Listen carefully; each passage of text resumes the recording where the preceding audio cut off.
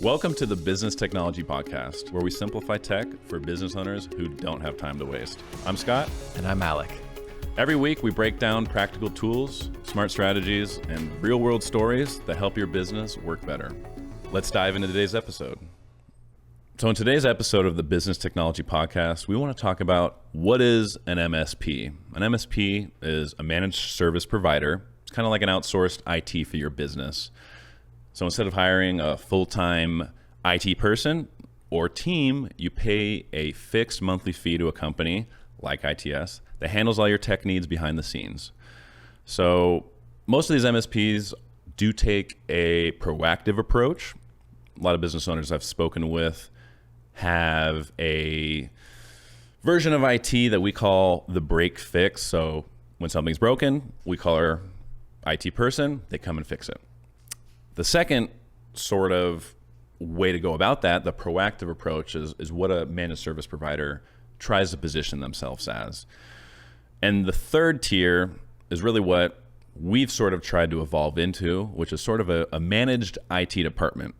That acronym isn't really out in the world yet, but for the growing MSPs, they really are trying to position themselves as the decision maker and the knowledgeable person that can make all the decisions about your IT, not necessarily a company that just reacts to when you have issues, but a company that actually helps you plan for the future, ensuring that you're set up in the best position to protect against cybersecurity attacks, optimizing against things like downtime, ensuring that you're meeting all your necessary compliance or risk requirements.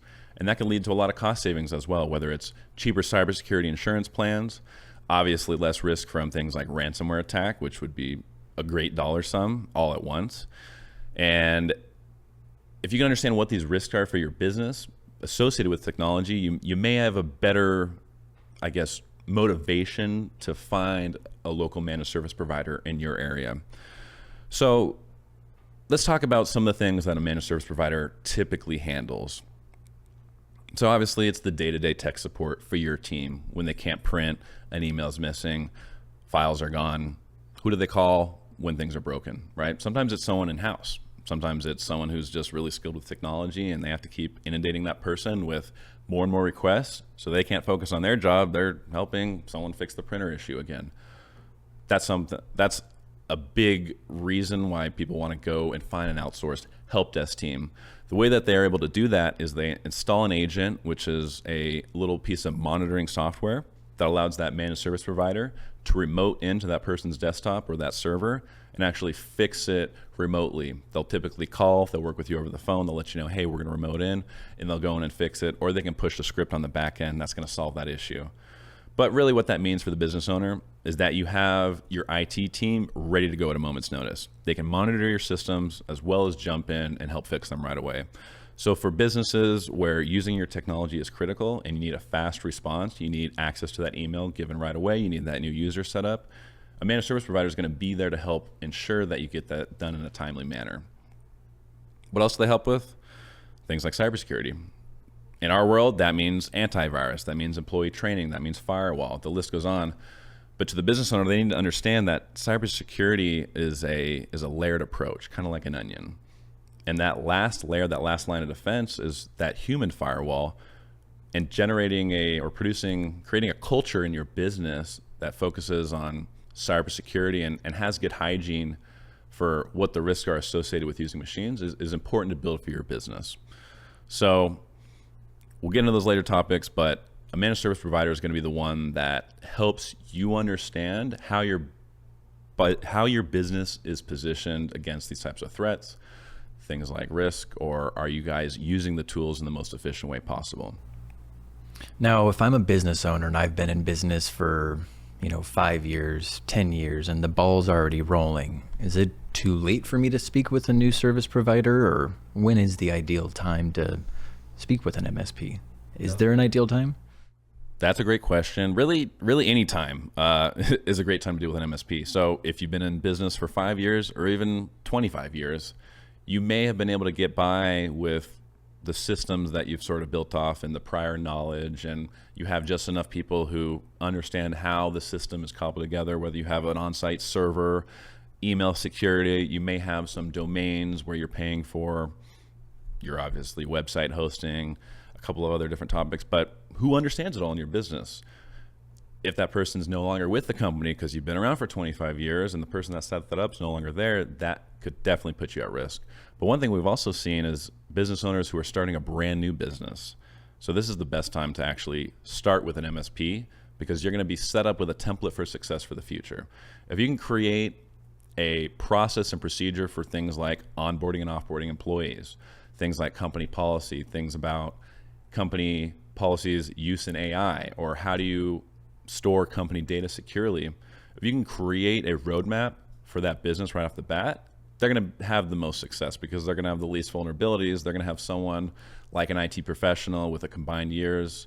Most managed service providers have a lot of different staff, and those staff have different specialties, whether it's security, compliance, network security. So they're able to kind of consolidate all that knowledge to ensure that your business is going to be protected moving forward so that you don't have to do a big lift all at once, or here's a new system, or here's a new process we have to take.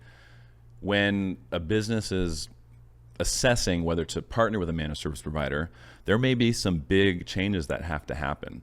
And sometimes there's employees or staff, business owners that don't want to make those changes. They're used to the systems, how they are. Even if they're a little broken, even if they're a little efficient, they're used to it. So that can be a pretty big challenge to overcome. And when you talk with that managed service provider, and once they fully understand how your business operates and what those needs are, they should be able to kind of guide you on that path. But that roadmap that they're responsible for building out for you, you're ultimately going to need to understand that, hey, there's going to be changes to how you operate. Right? You're not going to be having, let's say, shared computer logins. There's not just a computer at the front desk with a password written on a sticky note that users can use to log in and anybody can access it. We like to establish things like identity management, making sure each user has their own user profile, first name and last name, or first name, first initial, last name. It could be like an email associated, for example.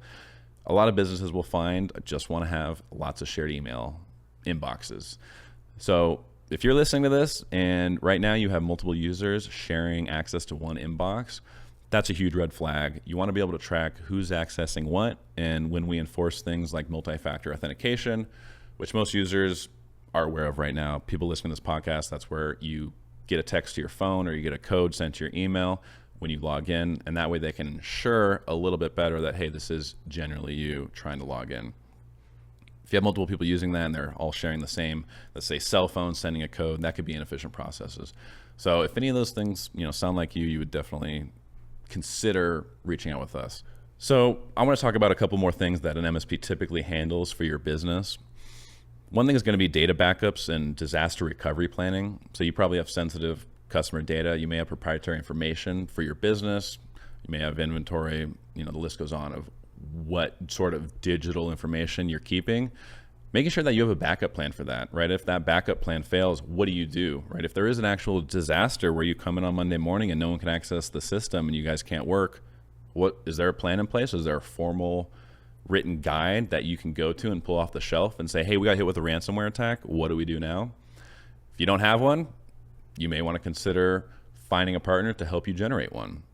My recommendation is to have a policy to never pay ransomware. If that existed in every business, we'd have a lot less ransomware attacks because companies wouldn't be paying them out. The more companies that pay out ransomware makes it, ransomware in general and cyber attacks, more of a profitable business. And since COVID, we've seen that just continue to rise. And until a business is affected themselves, they generally don't care at all. One thing an MSP also helps with is network and Wi-Fi management. Having a fast and reliable internet connection to access all those systems that you have in the clouds and the different online tools that you're using is super important, right? If you're waiting for things to load, if your internet is slow, if people are constantly getting disconnected from the Wi-Fi when they move around the building, these are all going to slow your business down and create inefficiencies that should be eliminated. So making sure that you have a stable and reliable internet connection is something you need to handle, or work with a managed service provider to make sure that they're covering all your different company locations, maybe even your home office, right? If you plan on working from home 24/7, or if you have employees that work from home, you can think about providing them better network options in their own home network so that you can meet those security needs that your business might have. So I want to let Alec talk about, he's our primary sales executive here at ITS, and he deals with convincing these prospects of why they want to even talk to an MSP or even consider it. Alec, can you provide some insight and maybe a couple of recent conversations, or what are the most common issues or fears that you see talking to these people? I wouldn't say that there is a common fear amongst everybody, more that there is the commonality of unknown. Just so many people don't necessarily know what's out there. There's one interesting tool that we have that sparked a lot of conversation, and we call it our cyber scorecard tool. But a lot of businesses aren't even aware that, more than half of their employees' emails are floating around there on the dark web, or that their website isn't protected for their visitors, and so on and so forth. It's the overall ability that we kind of mentioned earlier to try and educate these business owners, whether it's a corporation of 2 to 3 people, all the way up to 150, 200 people. I find that a lot of people realize and recognize that IT, phones, internet, whatever we want to say, is a very real part of their day, but they've kind of gotten themselves too far in the weeds of work. They don't necessarily realize that taking a step back and ensuring that all of your systems work together, that you have more or less kind of one centered provider for everything, can be time well spent in the short term that can really return time for you in the long term. Sometimes we just need to think and remind a lot of these businesses that efficiency, not just in systems, but also in the way that people work, is extremely important. But again, it's like you mentioned earlier, people don't realize this or necessarily care about it until it happens to them. Mm-hmm. I think earlier we referenced something where, with downtime and slow computers, an average employee wastes about a week per year just waiting for systems to load. There's just easier ways that I think we, even as an MSP, can do to just better educate people and realize how much more efficient, not just their life, but their employees and business can just operate in general. So it sounds like just educate. Maybe these business owners aren't even aware of the threats beneath the surface. That's 100% what it is. Their computer turns on at the end of the day and turns off. Their passwords work, their emails send, and everyone assumes that the surface, is perfectly fine. But no one really thinks about what's under the surface. It's kind of like that Jaws moment. No one really hears the da-da coming. It just happens. And it's unfortunate because, it happens to many more businesses than we think. People assume that these large corporations are the ones that are going to be attacked. They are, but they're typically not the majority. It's usually these smaller and medium-sized companies, because they don't have support in place. And like you referenced, as ransomware and that industry continues to grow, it's only going to be, more and more attacks for these small businesses because they're kind of just sitting there. They don't have that structure and infrastructure that those bigger corporations do, that they assume would want to be targeted, but they're not. It's the small ones. Yeah. So it's really a lack of awareness of what they have, as well as just not being equipped with those enterprise-grade tools that large Fortune 500 companies have. Yeah, people just assume that they don't need them, which isn't necessarily true. There's tools that every organization should utilize, and I don't think people should say that, just because I only have 5 employees, I'm not worthy to protect their information. I think it's something that no matter the employee count, people need to really realize and understand, protection, support, and consistency is important in any organization. Absolutely. So in our world, we've called this FUD, and it's fear, uncertainty, and doubt. Talking to a business owner, scaring them to say that, hey, your business could go down because you're going to get hit with a ransomware attack and you're going to spend $50,000 to fix it. Would that take your business down? Yes or no? We don't really like to take that approach anymore, right? No one's going to make a good decision when they're in that state of mind. So how do you help business owners understand the value of making these decisions and actually taking the time to make an assessment of what they've done without using fear or uncertainty or doubt? Well, a lot of it is going to be, I would say, entirely based around trust. In our industry, we're not selling a product per se. We really are selling ourselves as a trusted partner for the long term. And I really think the big part around that really comes with education, but also ensuring that the person I'm speaking with knows that I understand their organization and their company. This means that when I walk into somewhere, I'm not just going to assume that, their place is on fire in a technical sense.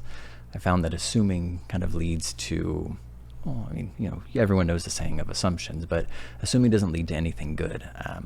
It allows the prospect or the client that I'm possibly wanting to work with, believe that there's something that I assume, and it don't allow him to clarify anything.